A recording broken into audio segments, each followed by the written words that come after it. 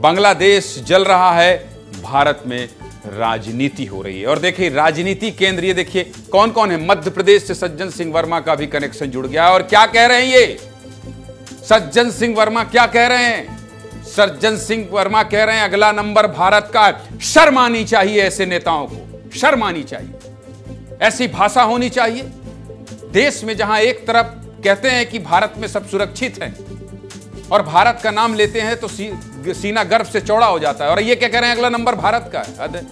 सलमान खुर्शीद हैं और महबूबा मुफ्ती हैं। राजनीति क्या हो रही है चलिए आपको बता देता हूं। राजनीति क्या हो रही है आपको बता देता हूं। पूरी खबर क्या है ये बता देता हूं। बांग्लादेश में कुछ दिनों से बवाल मचा हुआ है। शेख हसीना इस्तीफा देकर भारत में हैं। 2 दिन से आपको अपडेट दे रहा हूं, हर कुछ बता रहा हूं, विस्तार से विश्लेषण कर रहा हूं। शेख हसीना के बांग्लादेश के छोड़ने के बाद हिंसा और बढ़ गई है। लगातार लोगों की मौत हो रही है। संसद से लेकर सोशल मीडिया बवाल मचा हुआ है। ऐसे ऐसे वीडियो सामने आए हैं, देखेंगे तो सिहर जाएंगे, सिहर जाएंगे। शेख हसीना की पार्टी के कई लोगों की हत्याएं हो गई हैं। जो फेमस एक्टर थे उनको भी भीड़ ने नहीं छोड़ा है, मार डाला है। ऐसे में हिंदू समाज का हाल तो छोड़ ही दीजिए, हिंदुओं के घर को खास तौर पर निशाना बनाया जा रहा है। हिंदू समाज परेशान है, चीख रहा है, चिल्ला रहा है, बिलख रहा है, रो रहा है। हिंदुओं का हाल देखकर भारत में सब परेशान है। इसी बीच हिंदू राष्ट्र की आवाज बुलंद करने वाले पंडित धीरेन्द्र कृष्ण शास्त्री बागेश्वर वाले बाबा ने भी चिंता जताई है। बागेश्वर बाबा ने एक वीडियो जारी किया है और कहा है भारत सरकार बड़ा दिल दिखाए और भारत का दरवाजा बांग्लादेश के हिंदुओं के लिए खोल दे। सुना दीजिए बाबा धीरेन्द्र शास्त्री क्या कह रहे हैं, सुनाइए जरा।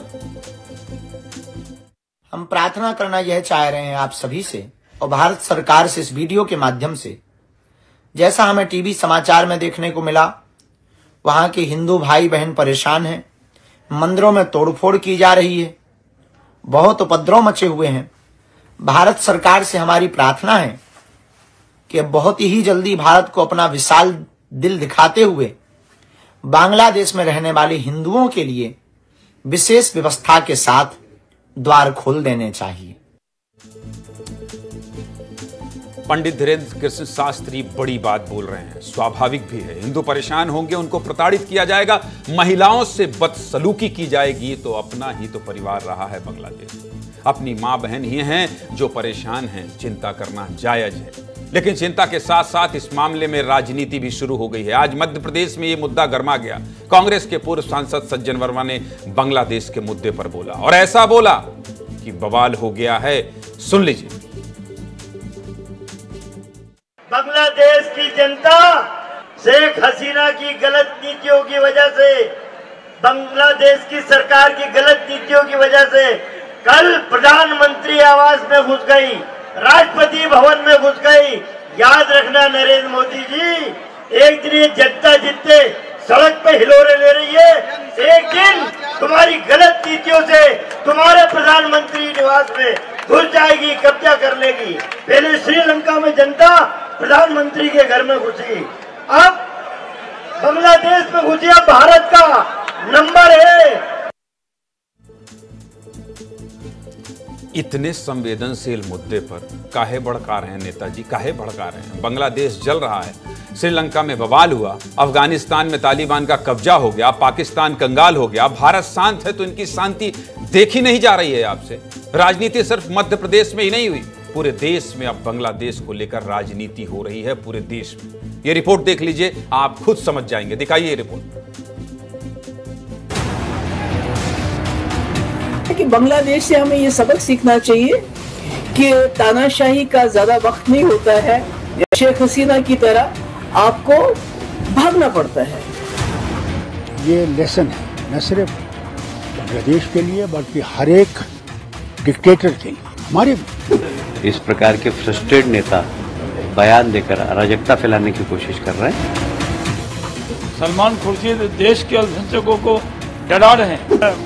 दूसरों के कमेंट के बारे में उनसे ही पूछिए, मुझे मत पूछिए। ये जो बांग्लादेश में हुआ है उससे हमारे देश के जो सत्ताधारी है कुछ सबक ले। दुनिया में जो भी खराब होता है, जो गलत होता है, वो ये कामना करते हैं कि वो भारत में भी हो। जो विपक्ष है वो वोट के खातिर टुकड़े टुकड़े गैंग की भूमिका निभा रहा है।